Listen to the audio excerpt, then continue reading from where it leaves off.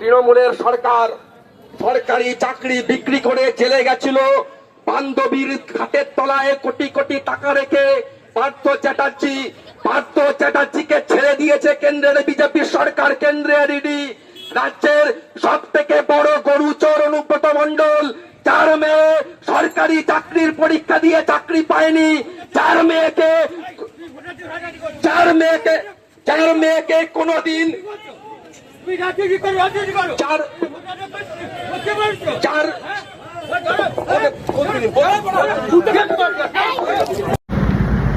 নমস্কার, কবির কথা বলছি।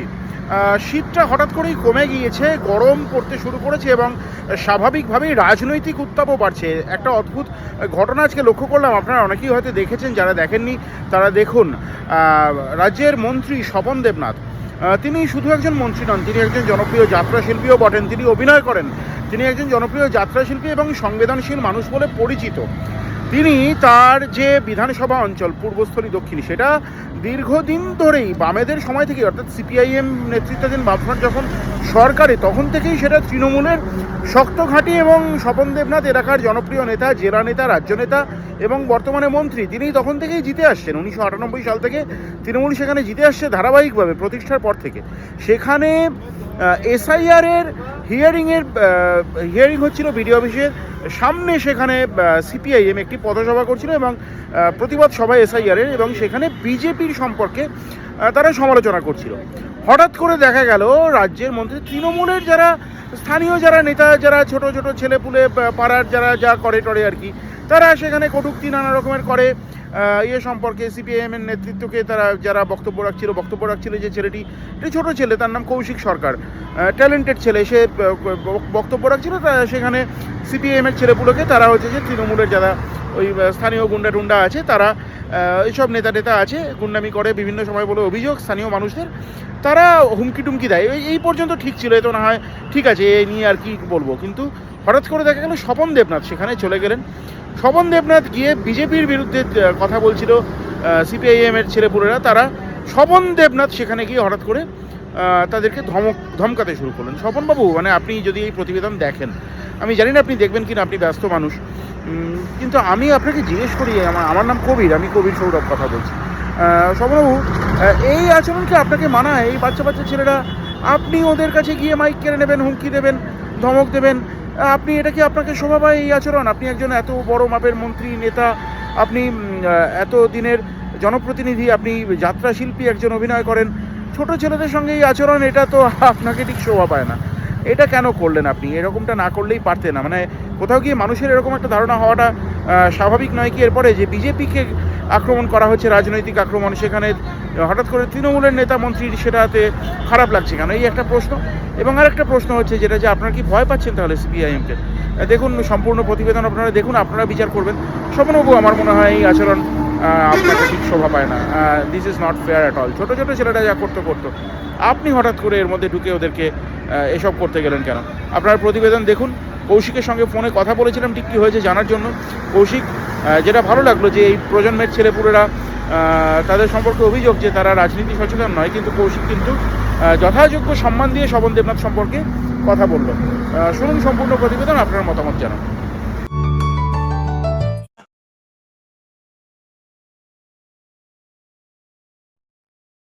কৌশিক, দেখলাম একটা ভিডিও পেলাম, সেখানে দেখলাম রাজ্যের ক্ষুদ্র কুটির শিল্প দপ্তরের মন্ত্রী স্বপন দেবনাথ, তোমরা পথসভা করছিলে, তুমি বক্তব্য রাখছিলে। স্বপন দেবনাথ মহাশয় মন্ত্রী এসে দেখলাম মাইক কেড়ে নেওয়ার চেষ্টা করলেন এবং একটু হুমকির স্বরে কিছু বলার চেষ্টা করছিলেন। সবটা ভিডিওতে স্পষ্ট বোঝা গেল না। ঘটনাটা ঠিক কি?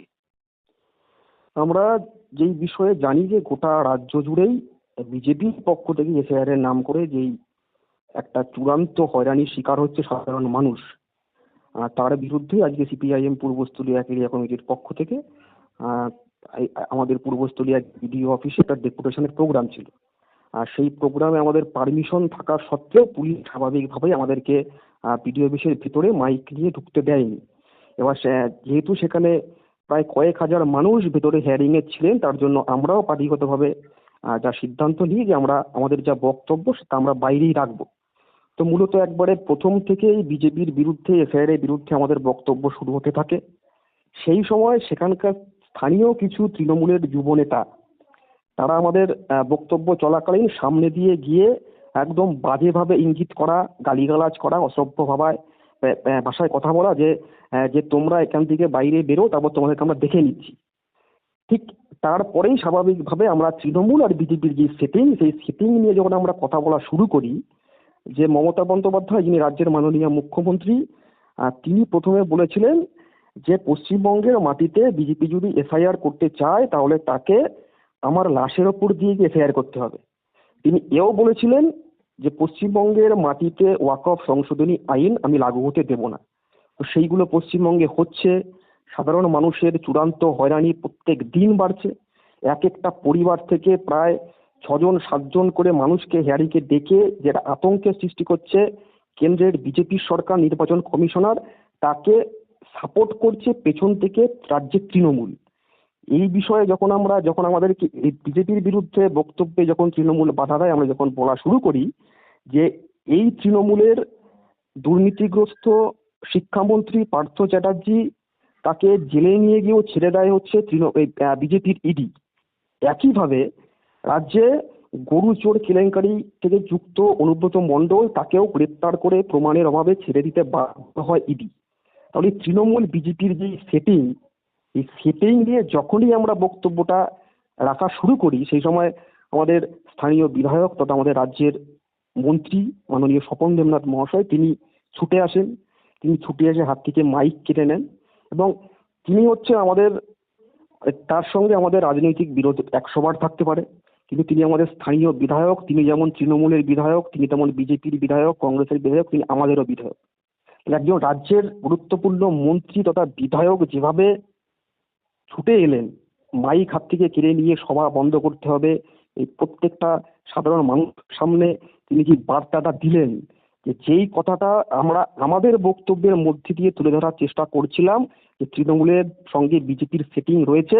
রাজ্যের মাননীয় মন্ত্রী মশাই তিনি আমার পিতৃতুল্য, তিনি আমার অভিভাবক, তিনি আমার বক্তব্যকে সমর্থন জানিয়ে সামনে এগিয়ে এসে তিনি প্রমাণ করে দিলেন যে হ্যাঁ, তোমরা যেই কথাটা বলছো সেটা ঠিক, তৃণমূলের সঙ্গে বিজেপির সেটিং আছে, বিজেপির বিরুদ্ধে তোমরা কথা বললে আমরা তোমাদের সভা করতে দেব না।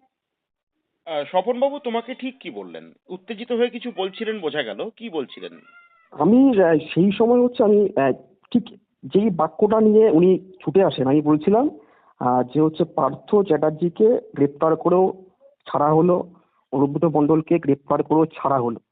তিনি সেই সময় ছুটে এসে বলছেন যে হচ্ছে এই অনুব্রত মণ্ডল গরু চুরি করেছে, তুমি দেখেছো? তুই দেখেছিস?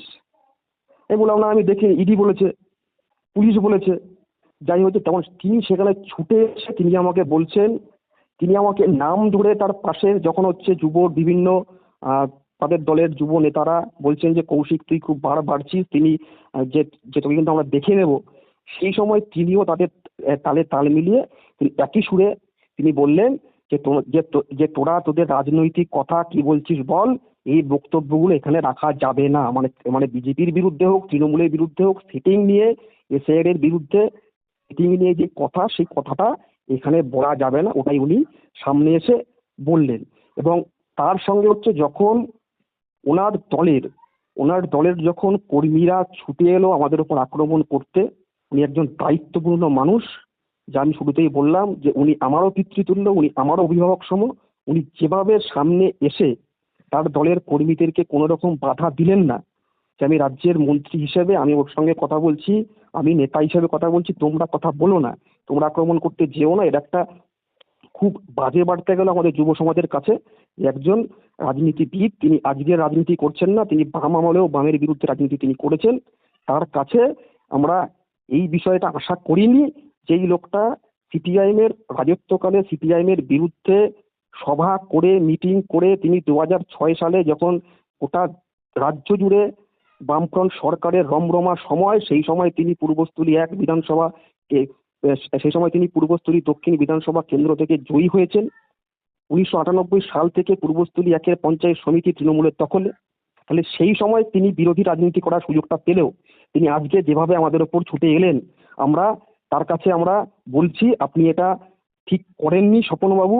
আপনি যা করেছেন, আপনি একজন রাজনীতিবিদ হিসেবে আপনি বিরোধী রাজনীতি করে আসা লোক হিসেবে আপনি এটা ভুল করেছেন। আমরা আপনার এটার তীব্র বিরোধিতা করছি। এলাকার মানুষের মধ্যে কি প্রতিক্রিয়া কৌশিক? ওখানে আজকে যে এসআইআর যে ছিল, এসআইআর তো গোটা নির্বাচন কমিশন এমনভাবে নোটিশগুলো পাঠিয়েছে, কে তৃণমূল, কে বিজেপি, কে সিপিআইএম, এগুলো দেখে তারা নোটিশ পাঠায়নি। সেখানে বিভিন্ন রাজনৈতিক দলের সমর্থক, দরদি, সাধারণ ভোটার তারা সেখানে উপস্থিত। তারা তাদের জীবন যন্ত্রণা নিয়ে সেখানে উপস্থিত। অনেক বয়স্ক মানুষ তারা সেখানে উপস্থিত। অনেক মহিলা তাদের বাচ্চা কোলে নিয়ে সেখানে উপস্থিত। তাদের তাদের মধ্যে তারা হয়তো সামনে এগিয়ে এসে মানে আতঙ্কিত হয়ে ভয়ে তার বিরুদ্ধে কোনো কথা বলতে পারেনি, কিন্তু তাদের চোখের মুখে যে আমরা যে প্রোগ্রামটা করেছি, যেই বক্তব্যটা আমরা রেখেছি, সেটা হচ্ছে সাধারণ মানুষের বক্তব্য। এবং তারপরেও বহু মানুষের সঙ্গে আমার কথা হয়েছে, আমাদের পার্টিতে কথা হয়েছে, তারা প্রত্যেকেই বলছেন যে তোমরা যে সাহসের পরিচয় দেখিয়েছো, তোমাদেরকে শুভেচ্ছা। আগামী দিনের এই লড়াই শুধুমাত্র তোমাদের লড়াই নয়, এই লড়াই আমাদের প্রত্যেকের লড়াই। আমার একদম শেষ প্রশ্ন কৌশিক, তোমরা কি মন্ত্রীমশাইয়ের এই হুমকির পরে কোনো ধরনের কোনো তারপরে আর কোনো হুমকি কর্মসূচি শেষ হওয়ার পরে কোনো ধরনের হুমকি পেয়েছো বা তোমরা আতঙ্কিত?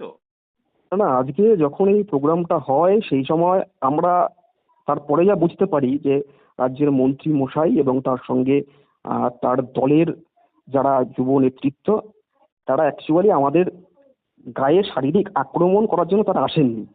তারা এসেছেন হচ্ছে আমাদেরকে ভয় দেখাতে। কিন্তু তারা যখন খেয়াল করলেন যে তারা রাজ্যের মন্ত্রী স্বয়ং ছুটে আসার পরেও, তিনি ভয় দেখাতে আসার পরেও ভয়কে জয় করে সেখানে আবার আমাদের বক্তব্য যখন শুরু হয়, তারপরেই হয়তো স্বাভাবিকভাবে তারা ভেবে নিয়েছেন যে এই হালে আর পানি পাওয়া যাবে না। তাই তারপরে আর কোনো হুমকি, মিথ্যে কথা আমরা বলি না, মিথ্যে অভিযোগ আমরা আনি না, কোনো হুমকি ধমকি কোনো কিছু আমাদের বিরুদ্ধে আর করা হয়নি। আমি আমার বাড়িতে চলে আসি, রাস্তাঘাটেও কোনো রকম কোনো সমস্যায় আমাকে পড়তে হয়নি। ধন্যবাদ কৌশিক সময় দেওয়ার জন্য। একদম ধন্যবাদ। আজকে তৃণমূলের বিরুদ্ধে কথা বলছে, বিজেপি আজকে তৃণমূলের বিরুদ্ধে কথা বলছে, আর আমরা সর্বস্তরের সাধারণ মানুষকে আমরা বলছি যে তৃণমূল বিজেপির যে সেটিং, এই তৃণমূল বিজেপির সেটিং আজকে স্পষ্ট হচ্ছে। আইপ্যাকের দপ্তরে বিজেপি ইডিকে পাঠাচ্ছে, যে ইডি একটা কেন্দ্রীয় সংস্থা। ইডিকে দেশের সংবিধান সেই পাওয়ার দিয়েছে যে তৃণমূল আমরা বিজেপির বিরুদ্ধে আছি। তাদের সেটিং সেটিং সেটিং নিয়ে যখন আমরা কথা বলি, কেউ কেউ এসে চোখ রাঙিয়ে যায়। তোমরা দেখেছো। আমরা বলছি 2013 সালে মুখ্যমন্ত্রী হয়ে আসার পর মমতা বন্দ্যোপাধ্যায় তার টেবিলের ওপরে ফাইল রেখে বলেছিলেন এইগুলো হচ্ছে গৌতম দেবদের দুর্নীতির ফাইল। এই ফাইলগুলো আমরা প্রকাশ করব। এই ফাইল প্রকাশের মধ্যে দিয়ে আমরা সিপিএম এর নেতাগুলোকে জেলে ভরবো। কি হলো? 1 দশক পরে আমরা দেখলাম মমতা বন্দ্যোপাধ্যায় কোন সিপিএম এর নেতাকে জেলে ভরতে পারলেন না। তিনি আমরা কি দেখলাম যে প্রিজন ভ্যান বাজিয়ে বাজিয়ে তার রাজ্যসভার সাংসদ কুণাল ঘোষকে তিনি জেলে পাঠিয়েছিলেন। আমরা কি দেখতে পেলাম?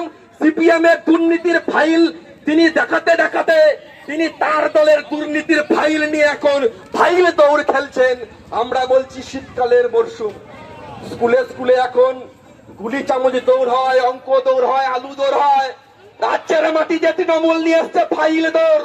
আপনার আমার সরকারি চাকরি বিক্রি করেছিল যারা, তৃণমূলের সরকার সরকারি চাকরি বিক্রি করে জেলে গেছিল। বান্ধবীর খাটের তলায় কোটি কোটি টাকা রেখে পার্থ চ্যাটার্জিকে ছেড়ে দিয়েছে কেন্দ্রের বিজেপি সরকার, কেন্দ্রের ইডি। রাজ্যের সব থেকে বড় গরুচোর অনুব্রত মণ্ডল, 4 মেয়ে সরকারি চাকরির পরীক্ষা দিয়ে চাকরি পায়নি। 4 মেয়েকে কোনদিন চার